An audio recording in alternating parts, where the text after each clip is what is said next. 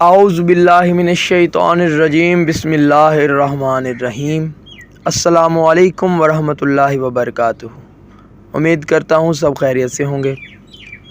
آج کی اس ویڈیو میں ہم بات کریں گے صحیح بخاری احادیث نمبر 116 سے 120 تک۔ ان احادیث میں حضرت ابو ہریرہ کی احادیث کے سلسلے میں خدمات اور ان کا ذکر کیا گیا ہے۔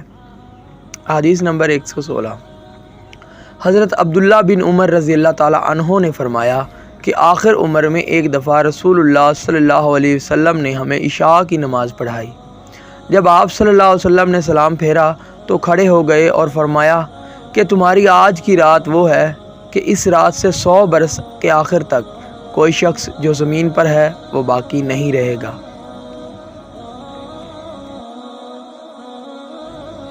حدیث نمبر 117، ایک رات میں نے اپنی خالہ میمونہ بنت الحارث رضی اللہ تعالی عنہا زوجہ نبی کریم صلی اللہ علیہ وسلم کے پاس گزاری اور نبی اکرم صلی اللہ علیہ وسلم اس دن ان کی رات میں انہی کے گھر تھے۔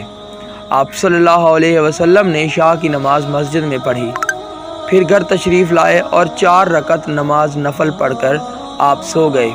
پھر اٹھے اور فرمایا کہ ابھی تک یہ لڑکا سو رہا ہے، یا اسی جیسا لفظ فرمایا۔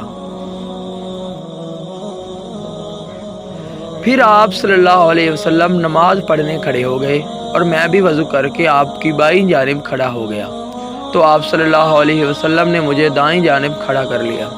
تب آپ صلی اللہ علیہ وسلم نے 5 رکعت نماز پڑھی، پھر 2 پڑھی، پھر آپ صلی اللہ علیہ وسلم سو گئے، یہاں تک کہ میں نے آپ صلی اللہ علیہ وسلم کے خراٹے کی آواز سنی۔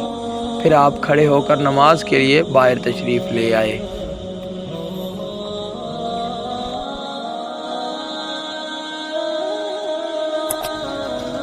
حدیث نمبر 118، لوگ کہتے ہیں کہ ابو ہریرہ رضی اللہ تعالی عنہ بہت حدیثیں بیان کرتے ہیں، اور میں کہتا ہوں کہ قرآن میں 2 آیتیں نہ ہوتیں تو میں کوئی حدیث بیان نہ کرتا۔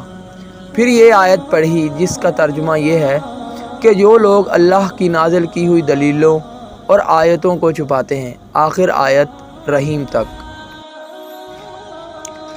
واقعہ یہ ہے کہ ہمارے مہاجرین بھائی تو بازار کی خرید و فروخت میں لگے رہتے تھے اور انصار بھائی اپنی جائیدادوں میں مشغول رہتے، اور ابو ہریرہ رسول اللہ صلی اللہ علیہ وسلم کے ساتھ جی بھر کر رہتا تاکہ آپ کی رفاقت میں شکم پری سے بھی بے فکری رہے، اور ان مجلسوں میں حاضر رہتا جن مجلسوں میں دوسرے حاضر نہ ہوتے، اور وہ باتیں محفوظ رکھتا جو دوسرے محفوظ نہیں رکھ سکتے تھے۔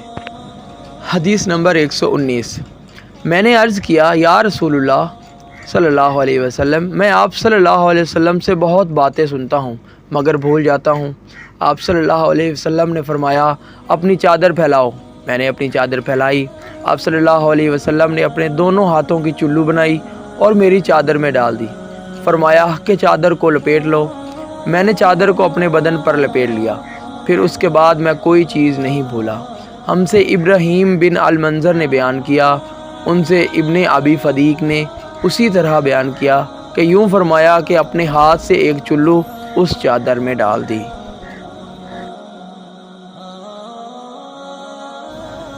حدیث نمبر 120، میں نے رسول اللہ صلی اللہ علیہ وسلم سے علم کے 2 برتن یاد کر لیے ہیں، ایک کو میں نے پھیلا دیا ہے اور دوسرا برتن اگر میں پھیلاؤں تو میرا یہ نرخرا کاٹ دیا جائے۔ امام بخاری رحمۃ اللہ علیہ نے فرمایا کہ بالعوم سے مراد وہ نرخرا ہے جس سے کھانا اترتا ہے۔ سبحان اللہ، صدق اللہ العظیم۔